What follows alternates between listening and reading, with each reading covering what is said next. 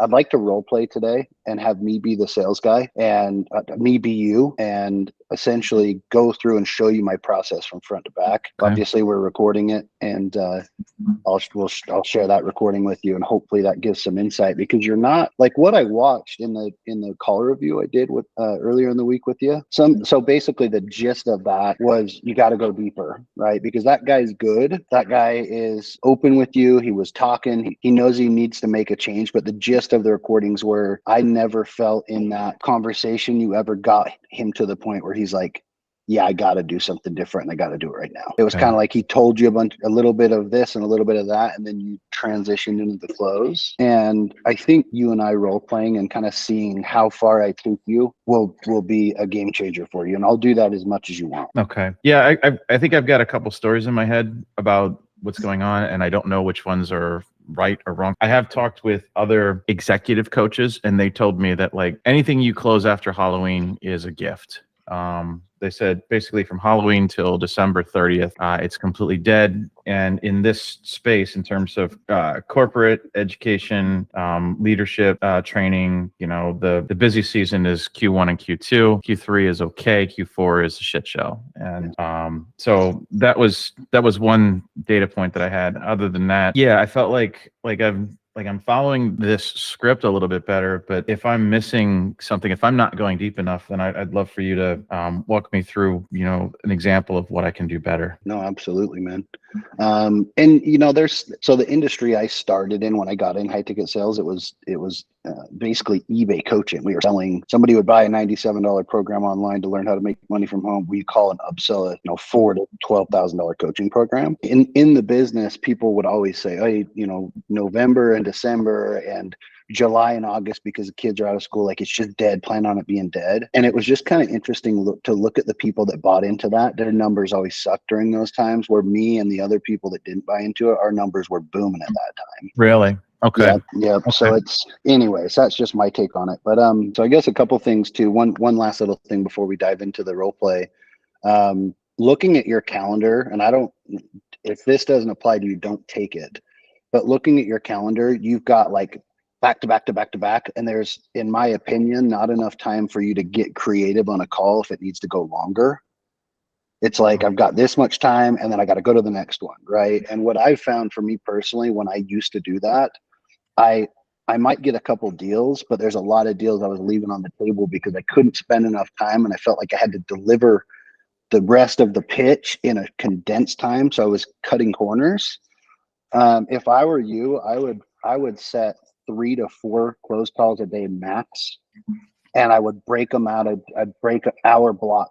If your call is a half an hour, give yourself a 15-minute buffer, or excuse me, a 30-minute buffer. That way you've got 30, 45 minutes, and then you've got a 10, 15-minute reset in between calls. I think you'll naturally feel better. You'll be more productive, and you'll do more volume. That's a good point. Yeah.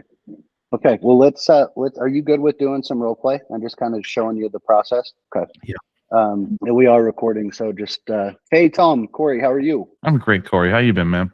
I'm doing good, man. Doing really good. Just doing the deal, getting ready for Thanksgiving. We're hosting at our house, so if you hear some noise in the background, I'm home helping my wife with a few things before I head into the office today. So anyhow, wanted to spend a little bit of time with you. I know that we booked this call to help dive into your journey and what it looks like to kind of go to the next level. I just want to spend some time, Tom, really getting clarity around what that looks like for you, big picture vision. I think for a lot of us, we have this idea of what it could be, would be, should be, but we don't really know how to go from here to there. If you don't mind, tell me a little bit about what you've got going on, kind of Reader's Digest version, what you do now, what your background, and then we'll pick it up together from there. Yeah. So, basically I'm at manager level right now, in a good role. It's an okay company.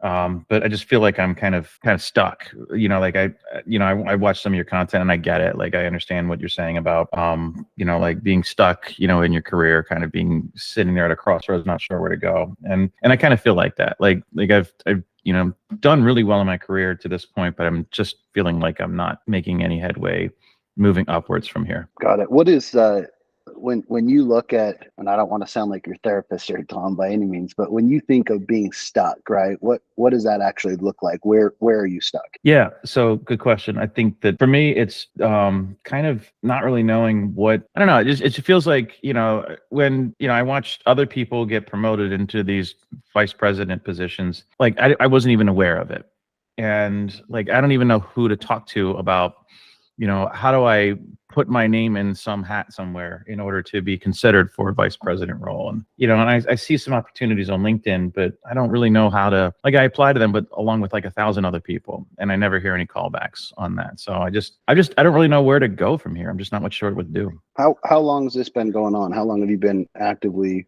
pursuing, putting out resumes on LinkedIn postings? How long has that been going on? Yeah, it's been about 6 months now that, like there was a change in my work, and now I don't want to be here anymore. And about 6 months ago, I started looking around. And so about 6 months, I've just been putting my resume out and just not getting any callbacks. And nobody at my office is interested in talking to me about promotion either. Yeah, no, that makes sense. And unfortunately, the kind of traditional way of finding those positions is dead, right? There's more candidates and opportunity, and we certainly have to differentiate ourselves from the crowd, and that's something we'll talk about. You mentioned there was a big change in your workplace over the last 6 months. What is that, if you don't mind me asking? Yeah, and this is an example from an actual call. Yeah, so I had a vice president who told me that she was going to, promote me, and she had me on this like track and this plan to do that. And then she was let go. And the new person who came in to the role, just isn't paying any attention to me and is bringing their own people over to the organization. And now, like, I've just been kind of forgotten. And I feel frustrated that like nobody, anyone who knew that all of the good work and the plan for me to grow, they're all gone. And I'm just kind of like stuck here now. And I feel like I'm starting all over again with no real plan and no sense of where I'm going to go from here. Yeah, I'm sorry to hear that. I can only imagine how frustrating that is. Okay. Let me ask you this timeline, when you think of transitioning, right? If there were an opportunity that you could get your foot in the door, you knew what to do, how to present yourself, how to market yourself, etc. What does that timeline look like? How quickly are you really looking to make the move? I mean, if the right opportunity came along, I'd make the move as soon as I possibly could. Ideally, and not to beat a dead horse here, what does that right opportunity look like for you? It's, a vice president level role.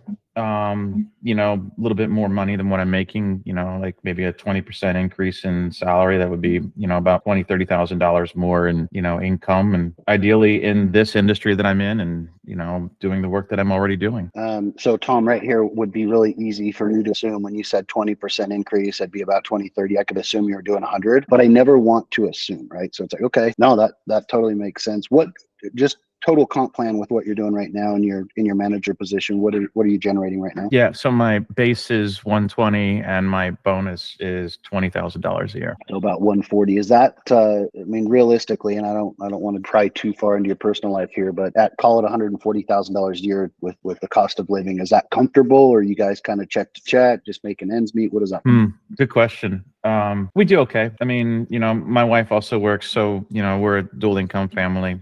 But yeah, it wouldn't hurt to have a little bit more, right, to set aside for college and everything. You bet. What does your wife do for a living?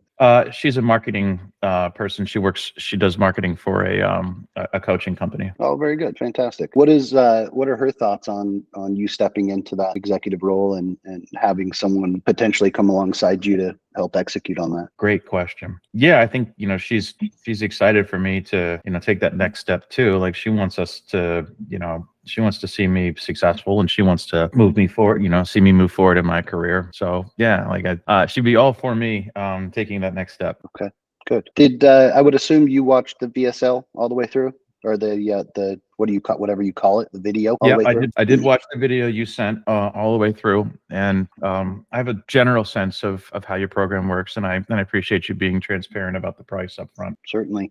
Did your wife have a chance to watch that with you? No, she didn't. No, I just watched it on my own. Okay. And was there any conversation about it with your wife? Does she know we're on this call and kind of what you're looking to do, potentially working with a team to help you? Yeah, she knows that we're talking. Like, I want to be clear up front. Like, I'm not ready to make a decision, just yet. Like, she and I want to kind of get to know you and understand how this works before we come to any decisions. Certainly. Let me ask you this, and I get that for sure, Tom, but I think there's also the flip side of it. And I guess I want to back up even a little bit further. My role in this conversation is not to convince you that you need my help, right? My role in this conversation is to determine if we're a good fit for each other. And ultimately, if you're at a time and place where you're truly ready to take action, you're truly ready to allow someone that's been there and done that can take you by the hand and show you how to do it step by step, then we'll roll up our sleeves and get to work. Right. But I think the flip side of that is the indecisiveness of many managers that want to roll into that net or step into that executive role. They've got to change the way they operate. What do you suppose I mean by that? Well, I guess what you're saying is, decisiveness is important in taking that next step. Why do you think it's so important? Because executives need to be decisive. They need to, because they make decisions all day, and that's what they do. Yeah. And I don't want you to feel like I'm telling you what to do here, Tom, by any means. But again, the beauty in what I do is I'm able to I know I can help the right person, but in order to help them, we have to be transparent with each other from the get-go. So when you mentioned, make a decision, you'd mentioned it's been about 6 months of you putting out resumes and looking for the next role. Is it safe to assume that you've thought about it, you know what you want, you know where you need to go? Is it, I mean, if we're being logical, is it safe to say you already have made that decision? I've decided that it's time for me to move on and hopefully move up at the same time. Fair enough. So if we look at, and again, I'm just trying to make sure I'm clear here. If we look at what it's going to actually take for you to land that role, not look at roles, not be considered for roles, but actually land that role that puts you in the environment, the team structure, the freedom and flexibility and the income bracket you need to be in to do what you want to do, send the kids to school, make sure that you and your wife are taken care of. In your opinion, and I want you to take a second to really analyze this, what is it truly going to take for you to ensure that you step into that role at that level or capacity? That's actually something I'm not completely sure about, and I think that that was one of the reasons why I reached out to you, was that because I feel like I'm doing all the right things, but apparently I'm not. Watching some of your content and especially that video made me realize that there's a lot more to do all of this than I thought there was. So I'm not sure. Yeah. And again, I don't want you to feel like I'm drilling you. I think for a lot of executives, or at least a lot of them that I speak with, a lot of managers that I speak with, they're at a time and place where they know they need to do something different. They're tired of being tired. They're tired of feeling underwhelmed and underappreciated. But the one thing that tends to hold a lot of people back is the fact that in order to truly get where they want to go, they've got to do what they haven't done. And I think that leads into everything from mindset, right, to decisiveness, as we covered, but also in changing the way we operate and creating a way of doing where we take action regardless of what it looks like.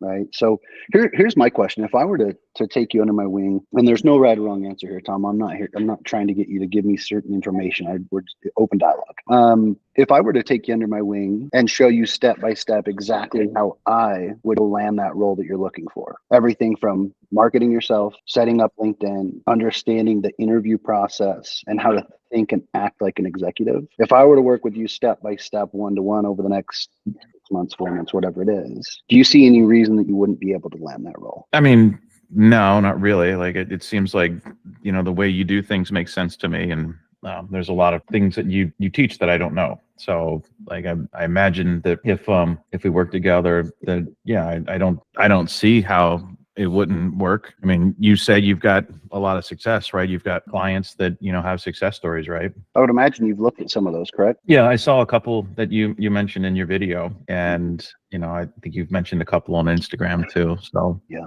no, and I appreciate you saying that.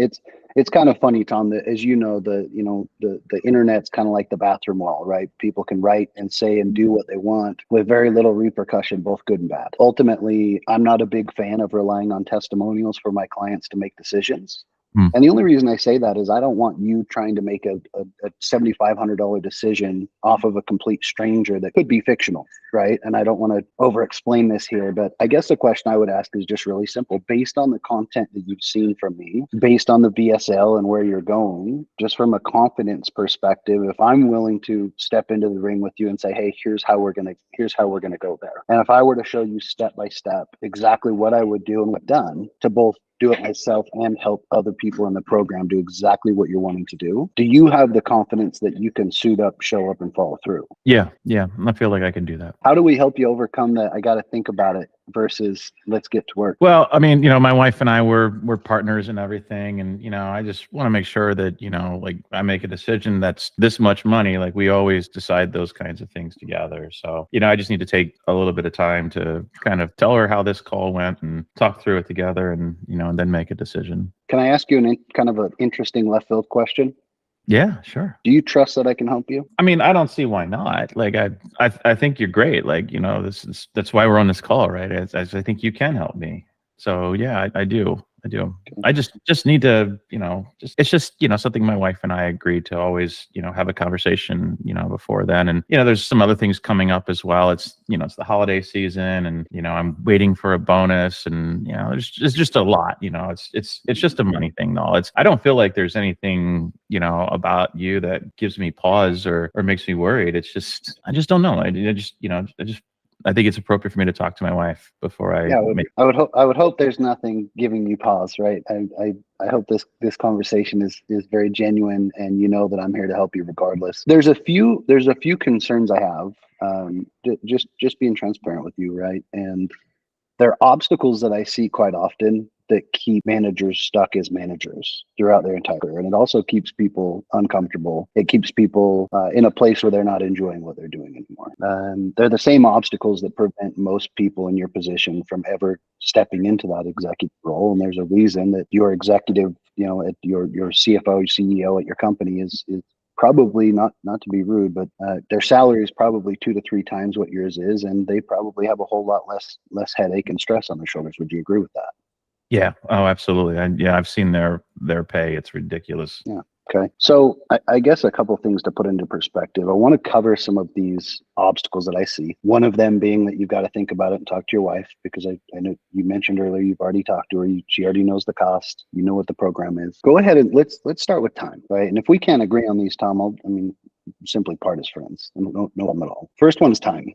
In order for this to work, in order for me to be able to help you, in order for you to gather the information, absorb the information, apply the information over the next 3, 4, 5, 6 months, you've got to put time into it. The process is very particular, but it's also very tailored to what you need and how you need the help. Do you see any issue with being able to put 10 hours a week into the calls, the program, the education, the implementation? Do you have any issue with 10 hours a week? No, I mean, the holidays are coming, and so there's some travel, and there's all kinds of stuff, and it's a last minute push at work for the end of year stuff. So the next couple of weeks are going to be really tough, to be honest with you. Like, it's maybe this is something we should start in January, but once January comes out, I should have plenty of time to work on this. Can I be really honest with you, Tom? Yeah, absolutely. We all have the same 24 hours in a day. The way that we prioritize our time is where we choose to make the time, or whether we choose to spend it on Netflix or whatever it is, right? And I'm not hardballing you, but my role is to ensure that I'm very direct, and that if we can help you, great, but it starts here, right? It starts with mindset, and it starts with the way that we operate. If you're just being completely candid with yourself,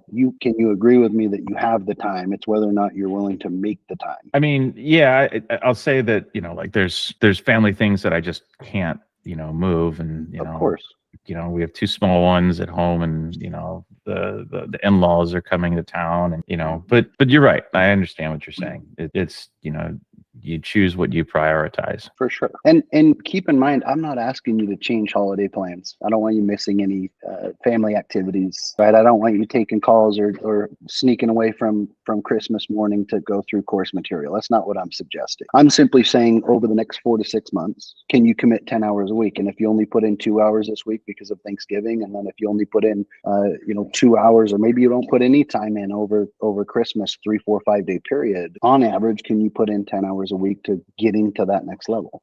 Yeah, I can do that. Yeah. Okay. I appreciate that. And again, I don't want to come across as harsh. When I bring somebody aboard, Tom, I take this very, very seriously. And I take on the responsibility of ensuring I deliver on what I told you I could do. Right now, that starts with you showing up and you suiting up the same way. The next part of this I want to talk about is, we talked about time. I think even more importantly is timing. We talked about it already, right? All of us have the same 24 hours in a day, but it's very interesting to me to see what separates the individuals that prioritize their time. For example, you see some people that are running multiple companies. They have young kids at home as well, yet their yard is fully manicured. They never miss date night with their wife, and they certainly don't miss baseball games or dance recitals. Then you have other people that are in a management role, working 9 to 5, so to speak, or 7 to 3, and they seem to be running around with their hair on fire, but when they leave the office, they've left the office and they're done for the day. What do you suppose separates those two people? Well, I mean, I think it sounds like one has better control of their calendar than the other. How so? Well, the people who have, the time to do all of those things with their family and get all their work done, they probably take more control of their time, and they are much more careful with their calendar. Yeah, it's interesting, right? Because I think for most of us, I mean, if I had $1 for every single person that my team was talking to through, Instagram messages and DMs that, hey, I love what you do. This is exactly what I need, but I've got family coming over for Thanksgiving, or I'm going to my mother-in-law's in Texas for Christmas, so I can't start until January. If I had $1 for every person that told me that, Tom, or told my team that, I wouldn't even need to do this. I'd be a wealthy man on that alone. Let me ask you something. If you take all excuses out of the equation, just look at what you want. And I hope this is coming across as me trying to help you. I am not here to convince you that you need this. If anything, even if we decide not to do business together today, I hope that you'll take away information that will serve you and be valuable in the future. Okay. When it comes to timing, these conversations typically end in one of 3 ways. And 2 of which I'm good with, right? Obviously, the preference is if we get to this point and I tell someone, hey, I think you're a great fit, and we mutually agree, I'm going to ask you to be my client, right? We're going to take the $7,500 today. We're going to do the paperwork, and I'm going to do your enrollment call with you personally and get you started today. That's ideal, right? Option 2 is, you know what, Cory, I'm unwilling to invest any money into my education. I understand it might not make sense to you, and I understand the income gap and the return on investment is wild, but I'm stuck in my consumer way of thinking, and I'm unwilling to invest any money today. No problem. Right? We part as friends. I wish they would have told my team that, and I wish they would have mentioned that when they watched the VSL, that they weren't willing to invest money, but we're all human, right? No big. The third one's the one I have a hard time, and it's the person that they can't say yes, but they can't say no.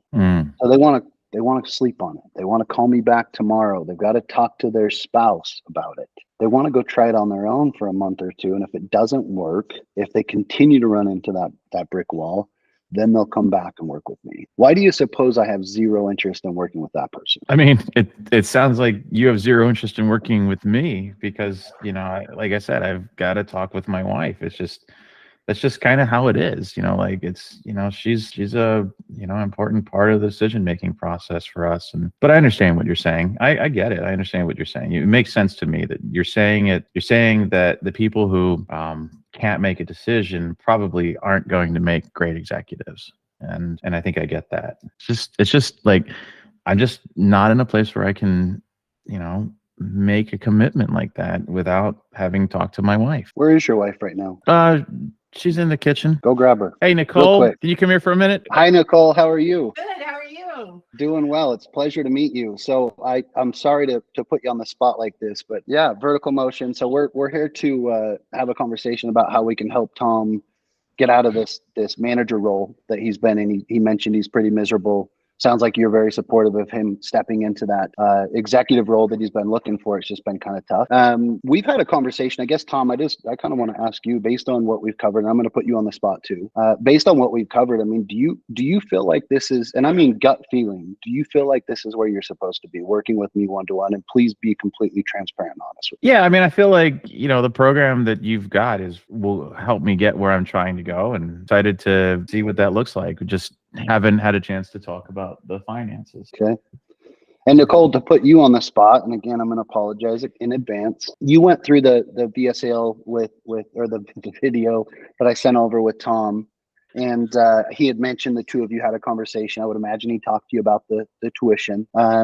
What is your take on this? I mean, obviously, he said you're supportive. You want him to be happy. What's your take on Tom investing $7,500 to ensure that he has the tools and is equipped with the information to land that executive role? Well, I trust his judgment. If he feels like this program can help him, then I'm okay with it. It doesn't change the fact, Nicole, that it's scary though, right?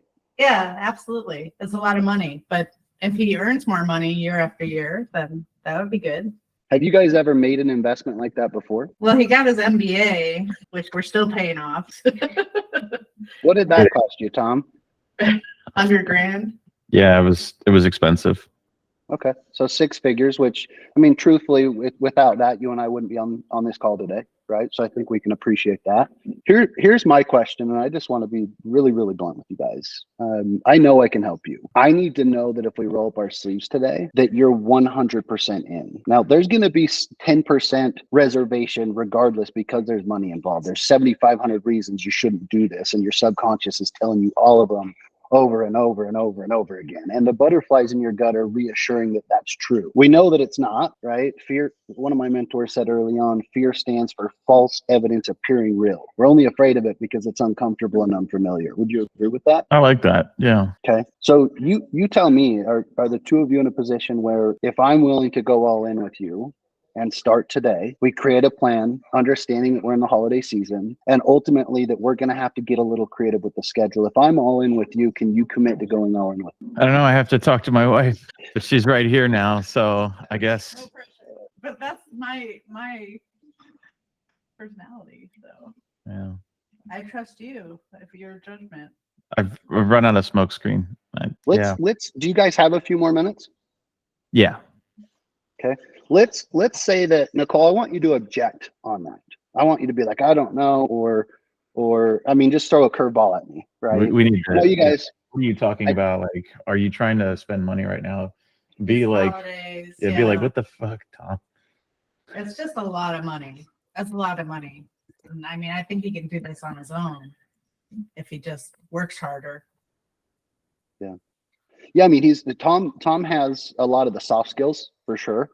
Tom, I guess I would just ask because my wife's my biggest supporter as well, and I wouldn't be where I am today, and I'm sure you can relate with that without Nicole. But I think there's also a point in our career, at least for most of us, where we realize that we don't have the actual tools to go from here to there, or it's a completely open-ended equation. It might take us 1 year, it could take us 5 years. If you continue to put in the time, the effort, the energy without getting the result you're looking for, you suppose even the most motivated of people eventually do. I think they eventually give up. Yeah. Throw their hands in the air, right? My role is to ensure that doesn't happen. So if I were to help you guys eliminate all the question marks in the process, how do I go from here to there? How do I ensure the role is what I'm looking for?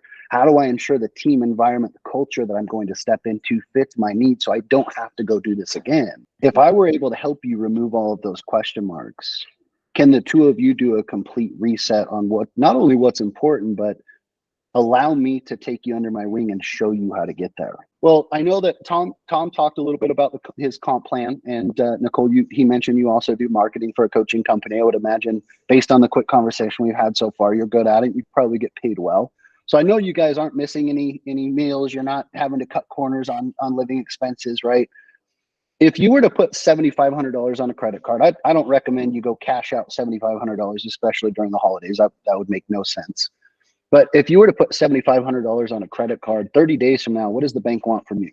Probably a couple $100. Yeah. $150, right? 2%, $150.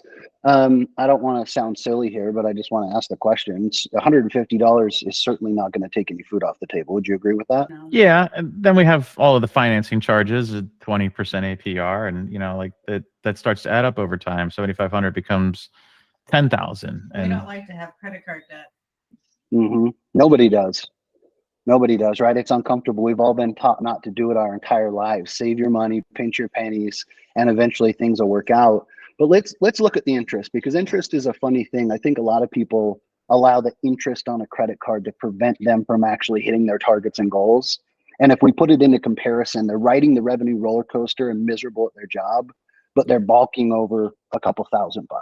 So if you put $7,500 on a credit card, even at 24% annual interest, you're looking at 2% interest per month. So we're talking $150 a month in interest. Whether it took us 30 days to land that next roll, or whether it took us 6 months, if you had to pay $150 call it tax, for you to get to where you want to be? Can you think like an investor or think like an executive and understand that $150 times 6, even at 6 months, can you guys hit a reset button and look at it from that same perspective? So it's like an investment.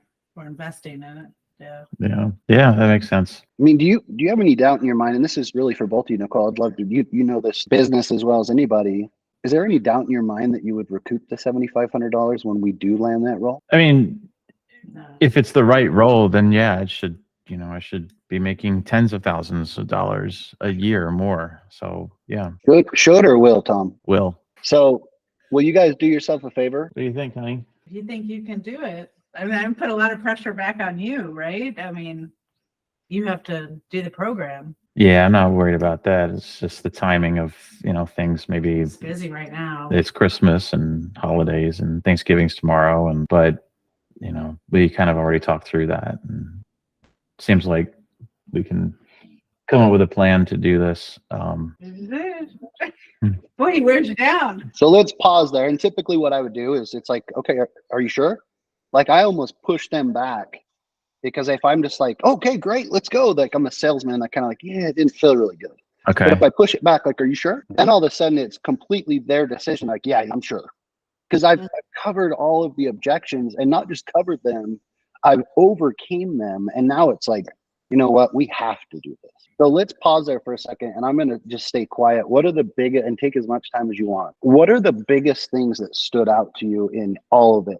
I mean, I don't even want to give you examples, but what stood out to you? So there's a couple things that I want to come back to. I'm curious to see how this would go if I didn't have my wife handy in that moment. But I threw, so he asked me if I had seen the video, and I said yes, and I said thanks for being transparent about the price.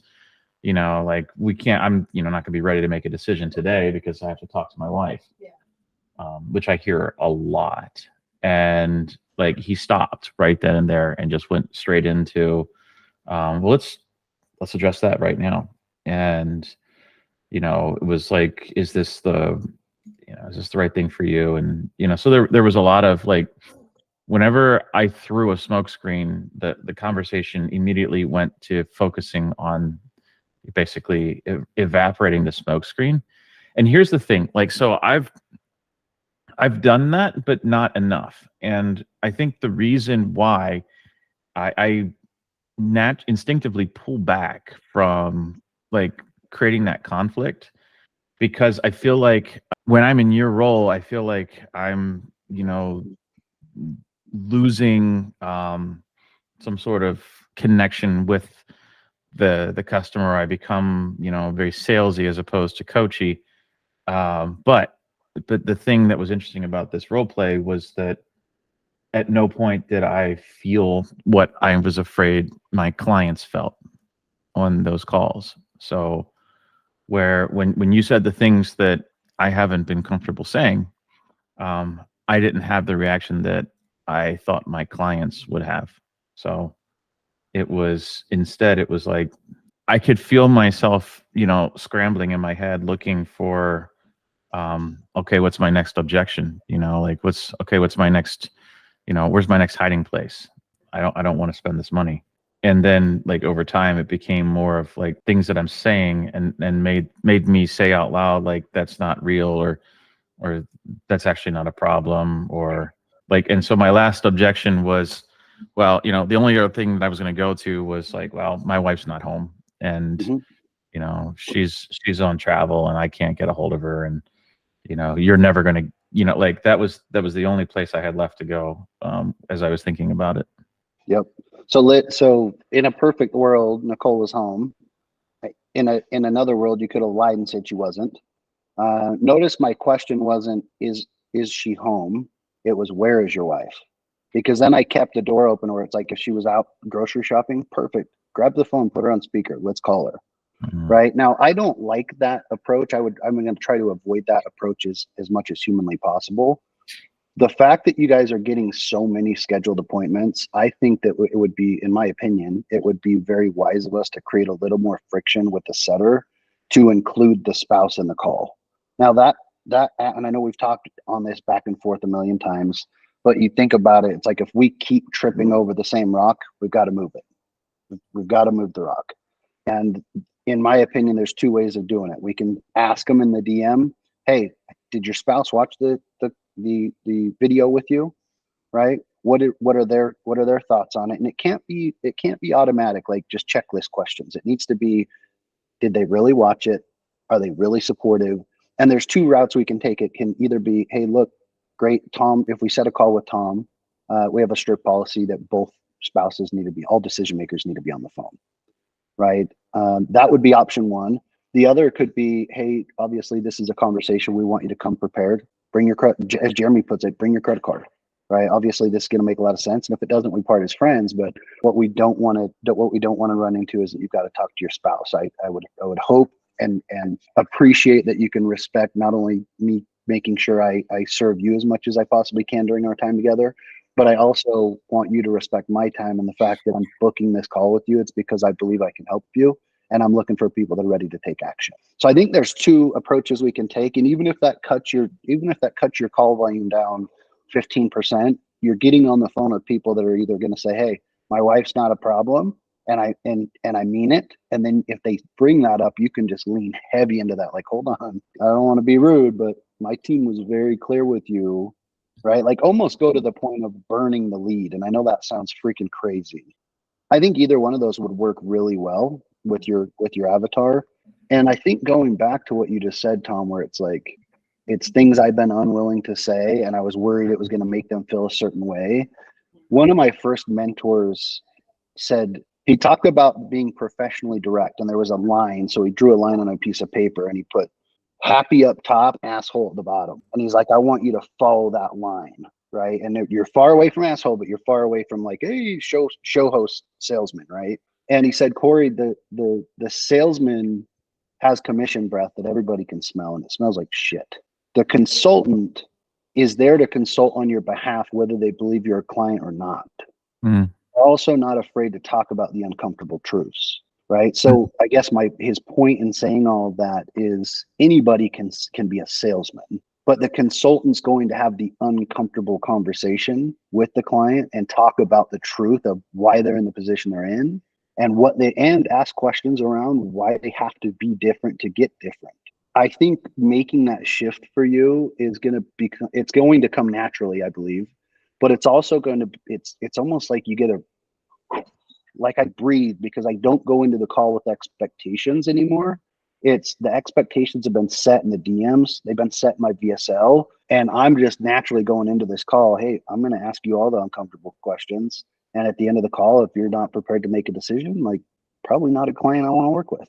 Like that's the subconscious approach that I'm taking when I go into a call. What other thoughts, ideas, questions? The other thought that was that I appreciated that you said the price, even though I had seen the video and knew the price and even told you I knew the price, but you said the number out loud earlier on in the conversation. That's not something I've done.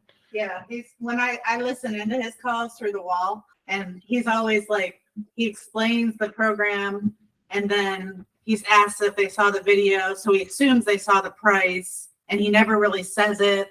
So I feel like he's not comfortable with the price, like he's not confident with the price, and he should be. I mean, yeah, it's a drop in the bucket when it comes to earning 50 grand a year or more. I know, and I should be. I have clients who tell me like I don't charge enough. So like I understand that. I'm comfortable sharing that price. It just is, Yeah. It's just a confidence thing. When you've gotten your ass kicked on 10 calls, it's pretty easy to go there. Like I get it. I'm the same way with that. But I think it's just, I've said this time and time again. It's understanding that I'm unwilling to bend in my process. And when I'm unwilling to bend in my process, which all my calls go differently, I'm covering different parts at different times. I might leave out this part because I don't have to tie it down as hard and I spend more time over here. But I've seen the months that I do it and do it right. I'll write 200 grand in business in 2 weeks, 200 grand over the phone. And I don't say that to like, it's not a flex. I've had months where I've done a quarter of that, maybe not a quarter, but half of that. And the only difference, it's not the leads, it's not the people, it's not the time of year. It's me cutting corners or being too afraid to cover the uncomfortable stuff. So the 7,500, I guess I just wanted to ask, why do you suppose, and maybe this is an elementary question, maybe it's not, but I want to dive into it. Why do you suppose I do that? Why do I drop the money early in the conversation? Yeah. So it's interesting because like, you know, the way you said it was like, yeah, I want you to be comfortable making a $7,500 decision here today. And it was in that moment, it's like, oh, that's right. I have to think about spending money on this. I'm not ready to spend money. What am I going to do? Right. Like, and that was kind of like where, if I'm role playing, that's where my mind was, oh yeah, this is, you know, there's going to have to be money transferred here, because I'm coming into the call maybe with the mindset of, I'm just trying to learn more about, you know, this program. Like, I watched the video, it was helpful, but I want to get to know Tom. I want to understand what he's like and see if this is a good fit, and then maybe make a decision later. I think, you know, making it clear, not right at the beginning of the call, because that can be off-putting, but after there's been some rapport and you've had a conversation with them, and they are now connected to, you know, their story that they just shared with you, like, you know, like the challenges of their career. I got the sense then that it's like, oh yeah, that's right. This isn't just, you know, free therapy. It's a sales call. I have a question too. A lot of times, Tom doesn't leave enough time for objection handling at the end. He already mentioned that. Okay. Yeah. So one of the things, got like 5 minutes to like get the sale, get the credit card, and objection handling. he suggested putting a 30-minute buffer between calls. Okay. You know, it's a 45 call that I block an hour for, but let's go ahead and put another half hour in between those calls. And then max out, I would do 4 a day or 3. I don't like getting on more than 3 or 4 pitches a day. I can't get creative enough, or if I'm in too big of a hurry, as Tom and I were talking about a little bit earlier, Nicole, which is, it's like I might have to spend more time on the front end with one person than I typically do. Therefore, I'm rushing the temp gauge tie down and asking for the money when they may not be ready for it yet. I don't know. There's something about it where I don't like, there's some salespeople that love that, but they don't, I think they burn out over time. It's exhausting. Like 3 to 4, yeah, 100%. 3 to 4 a day is gives me freedom. I can make a shitload of money and still get to do what I want. Yeah. I think we need to definitely set better expectations up front. Well, the new VSL will help. There's a new VSL that's literally dropping today. There's way more structure in that. But yeah, I think that, you know, between the DM conversations and the questions that we ask, like, that's something else that I think that we had talked about doing, is making the sign up call more of an application, and putting tougher questions in there. Like, we can ask, what is your current salary? You know, like it's to, and it's not necessarily that I need to know the salary before they book the call. It's that I'm asking sensitive information, and they have to decide whether they're comfortable sharing sensitive information. Yeah. Some people will instinctively recoil from that. Others will like, okay, yeah, I trust this guy. And, you know, maybe that's a litmus test for how trusting someone will be on the call. Is it something to do with, are we getting these leads too early into the funnel as well? Because these are people who just joined our ecosystem. We're engaging back and forth, giving them the VSL, and then getting a call where they haven't really had the, 7 hours of time. Are we approaching it wrong by DMing the new followers, or? I don't think so. I think you guys have a really good system. I mean, I'm jealous as hell. I wish my system worked like that. Right, which is a compliment. Well, I mean, if you're looking for a closer role, like yeah. Yeah. I keep getting. No, I hear what you're saying. It's you're talking about how they're a good system. Yeah. Yeah, and there's going to be some people, to your point, Nicole, where it's like they're just not going today, right? But I think we can, if we create that friction in the DM conversation and the onboarding, or excuse me, the scheduling questionnaire, I think that's going to eliminate some of the tire kickers, right? Or window lickers, as they used to put it, and spend time with people that are ready to make decisions. And then if it cuts down on the appointments too much, we can ease up on it a little bit. But I wouldn't be afraid to like really dive in, like, hey, this is a paid program, and obviously we're looking for people that are ready to, if we're a fit for each other, ready to roll up their sleeves and get started today. I need have you had a conversation with your spouse about the tuition and our process? Yes or no? And on the no, I would probably put in parentheses next to the no, please do not book this call until you do.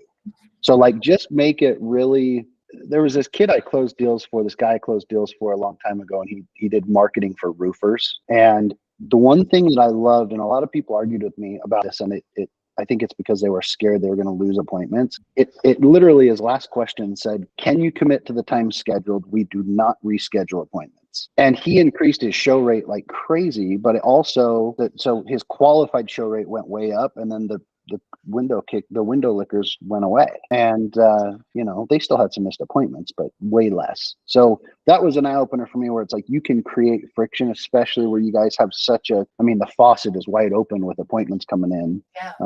That's what I would do. Thank you. Really valuable. I'm going to watch this video. What I'm doing isn't working. And, you know, like I just need to get comfortable with having the conversation you just had with me. And that's where I'm at. That's my growth edge right now. Awesome. Let me know when things settle down after Thanksgiving. Let's get on and do another one with a totally different person, and kind of let's hit it from 3 or 4 different angles, and then you can really dial it in and go, okay, here's my process. Yeah, it helped me to see what good looks like, right? Like, I think that's, you know, one of the things, like, literally, and actually what really helped also was me role playing the mindset of my client, where I feel the anxiety that they feel, and I watch the anxiety disappear, and I watch the smoke screen literally disappear, and I had nowhere to go. So Awesome. Yeah, that was helpful. I appreciate you, Cory. Hey, likewise. No, it's always a pleasure. Perfect. Thank you, brother.